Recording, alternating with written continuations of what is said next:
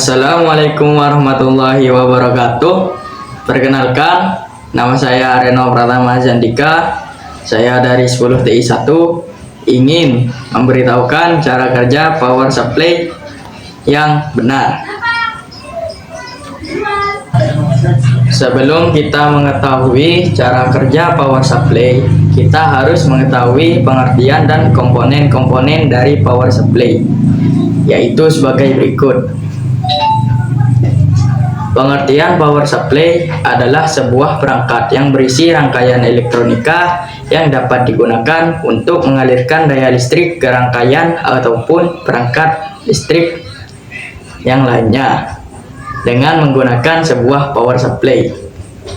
Perangkat listrik dan elektronika dapat beroperasi secara maksimal karena pasokan daya listrik yang dialirkan oleh power supply stabil, sehingga dengan menggunakan power supply juga dapat mengurangi tingkat risiko kerusakan perangkat akibat perubahan tegangan listrik yang ekstrim. Komponen-komponen dari power supply yaitu adalah transformator. Alat ini merupakan salah satu komponen dalam power supply yang fungsinya untuk memindahkan energi listrik antar dua rangkaian dengan menggunakan prinsip induksi elektromagnetik.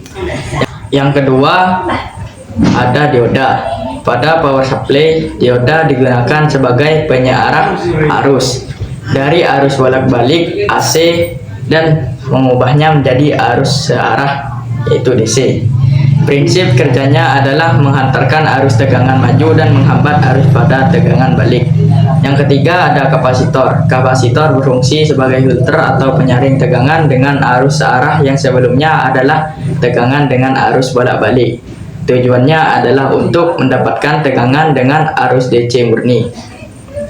Yang keempat, resistor. Fungsi resistor adalah membantu power supply untuk menurunkan tegangan, membagi tegangan, dan juga membatasi arus listrik yang masuk, sehingga akan dapat mengontrol perangkat-perangkat keras lainnya pada rangkaian.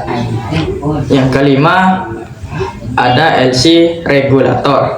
Pada power supply terdapat LC regulator yang digunakan untuk membatasi tegangan akhir yang dihasilkan power supply agar tetap stabil. Nilai tegangan dari tipe LC regulator yang digunakan biasanya menentukan nilai kekeluaran tegangan yang dihasilkan power supply. Yang keenam, ada LED. LED merupakan bahan semikonduktor yang juga terdapat pada power supply. Pada beberapa power supply, LED biasanya digunakan sebagai indikator tegangan ataupun arus. Dan sekarang adalah cara kerja power supply. Secara umum, cara kerja power supply adalah merubah energi listrik yang berasal dari jaringan listrik PLN menjadi energi listrik baik dengan arus searah atau DC maupun tegangan dengan arus bolak-balik atau AC yang dibutuhkan oleh perangkat atau rangkaian listrik elektronika lainnya. Pada rangkaian akhir power supply biasanya selalu terdapat blok atau komponen LC regulator yang digunakan agar tegangan yang dihasilkan power supply ini tetap stabil walaupun terjadi perubahan tegangan yang sangat ekstrim pada sumber tegangan power supply. Dan itulah cara kerja pada power supply. Berikut cara menggunakan avometer. Selanjutnya, cara menggunakan avometer. Avometer merupakan alat ukur kelistrikan. Avo sendiri merupakan sebuah singkatan dari ampere, volt, baik itu arus DC maupun AC, dan ohm. Fungsi dari avometer adalah untuk mengukur arus listrik, tegangan listrik, AC dan DC, sekaligus resistensi. Jadi, bisa dibilang bahwa avometer merupakan multimeter atau multitester. Cara menggunakan avometer. Yang pertama, atur posisi selektor. Aturlah posisi selektor ke arah DCV. Jika Anda menggunakan avometer digital, cukup mengarahkan ke DCV. Tetapi untuk avometer analog, Anda harus memastikan bahwa selektor mengarah ke DCV dengan nilai lebih dari 12 volt. Karena yang akan Anda ukur adalah baterai 12 volt. Intinya, nilai pada multimeter harus lebih besar dari nilai tegangan DC yang akan Anda ukur. Yang kedua, yaitu hubungkan ke terminal baterai. Prob merah ke terminal plus baterai. dan prop hitam ke terminal min baterai. Yang ketiga yaitu lihat hasil pengukuran.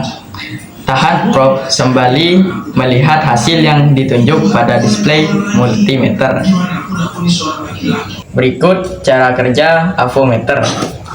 Yang pertama, kita pasang probe min ke lubang paling kanan.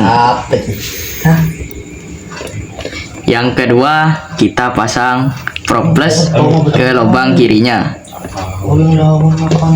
Dan yang ketiga, kita putar selektor ke arah 20 volt karena bahan yang kita ukur adalah baterai 4 volt.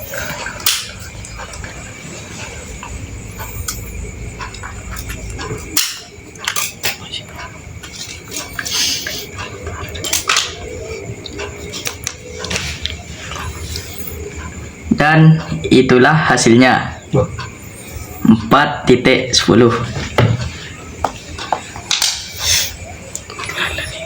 Dan itulah cara kerja avometer. Berikut cara menyolder dengan benar.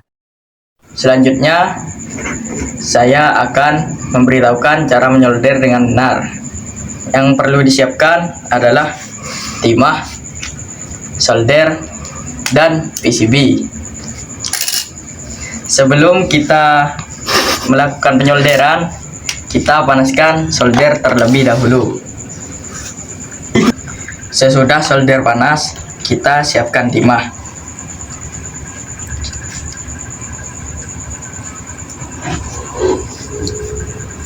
Yang pertama, kita panaskan PCB lubang.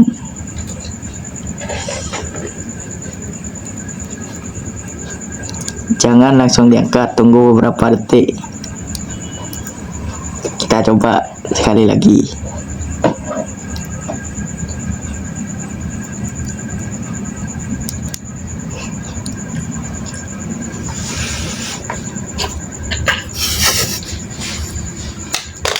Sekian video dari saya. Terima kasih.